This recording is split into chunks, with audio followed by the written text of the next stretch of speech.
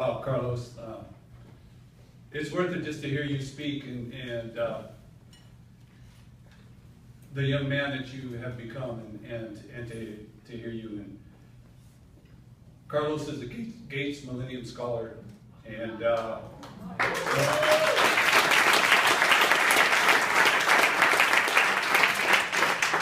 so I told him that you know what it's like to receive a big award, and I'm feeling that now. And Carlos, he went away to Harvard, but he came back also, and that's an amazing, something amazing. He came back to the hood, so to speak, to Oxnard, and he's an incredible role model to the students around him. He's like our secret. He's across the hall from me. I have to pinch myself sometimes. This guy went to Harvard. He's back here. He's teaching our students, and he's being a role model. And from the beginning, he showed ability as a tutor. I remember students going to him, and Carlos was breaking it down to me. And Carlos, you've had that gift, and you just keep feeding that. He's going through growing pains as young teachers do. It's a tough road when the administration dumps things on you, but he's growing, and you're going to be a master at your craft, Carlos. And you receive something like this, and like me, been around a long time, and you start to break it down to what does it take to be the master of your craft. And every craft has its tools, and I think about a teacher and what are our tools. And in the simplest way, you could say, well, your voice is very important, and what you say, the spoken word, the true spoken word is very important.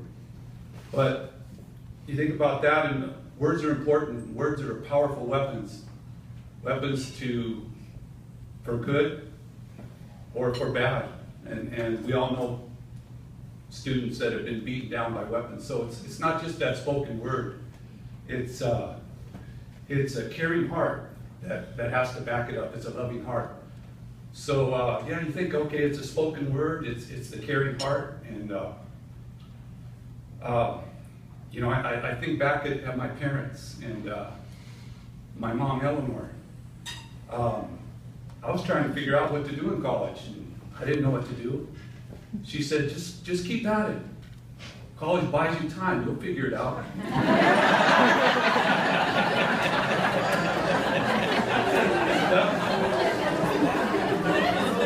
She was true. She believed in me.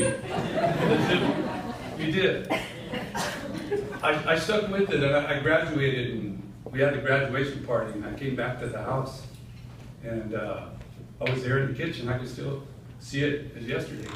My dad comes up to me and he says, son, I'm really proud that you graduated, because I never had that opportunity. See, my dad he got married young, as they did back in the day, and by the time he was 24, he had 5 kids, and he was working most of the time 2 jobs. He's a smart man. He was a smart young man, but and he wanted to go to college, but he had to take care of the family. And it was that spoken word that he gave to me, that caring word, it went deep, that I knew I was, living my life through him. And I think of my wife, Carrie, and she was, I was figuring out what I wanted to do. She was studying to be a teacher. She was the first teacher I knew.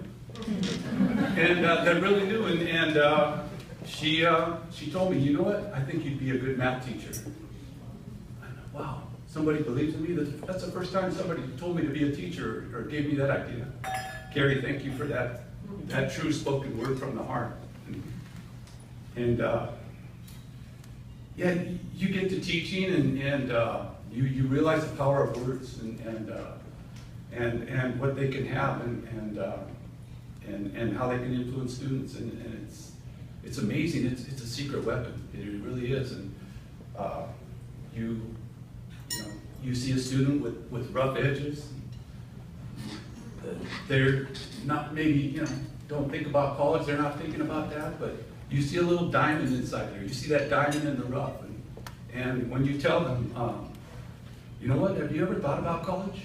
And I can see you going there. You can see the light in their eyes and, what? Yeah, and you should go to college. Are you planning for college? And you see them respond.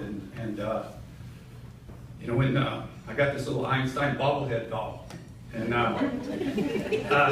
if a student, you know, Carlos knows I got about 8 Einstein posters on the wall, and you know, he's my hero.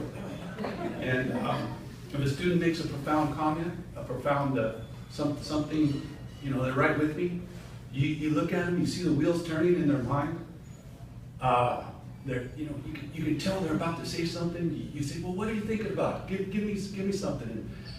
And they give that to you, and you walk over, you put that little Einstein bobblehead on your desk. And you say, can Albert hang out with you here? and they just grow, and I say, you know, what Albert said is, he said, you know, I have no special talents. I'm only passionately curious. And you're showing curiosity, you're showing intellectual curiosity. And yeah, that, you know, the power of those words that can break through. This last year, my wife, she had some serious medical issues. She went through some serious cancer treatment.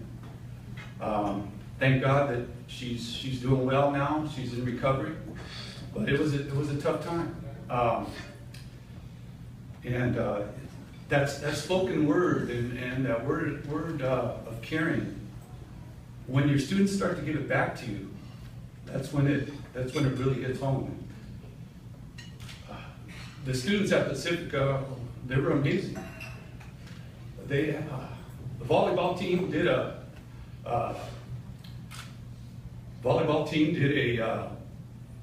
cancer awareness night. Pink ribbons, and, you know, for dedication. I had students stopping by after school and before school. And I thought they were interested in math. I thought they were coming in to check on me and see how I was doing. And yeah, those powerful words from a caring heart. I mean, it's incredible. You know, here I am, and you know, we got into the hotel room. I sat on the bed. I told my wife, "Is this a dream? I'm living a dream, and to be honored like this, and you know, you think of the special words, the words spoken from caring, from a caring heart that I heard from Tim Allen when he first called me up and said, "I've been nominated for this award." I never heard of the Carlston Foundation.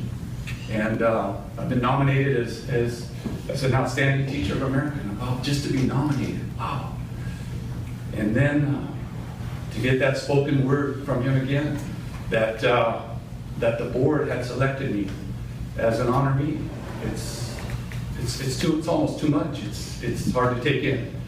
So, well, from the bottom of my heart, from just this weekend has been amazing. Seeing all my top colleagues around, that wow, the connections that I'm making professionally, the spoken words from a caring heart, from the board. Thank you from the bottom of my heart for this honor. I feel humbled and very thankful. Thank you.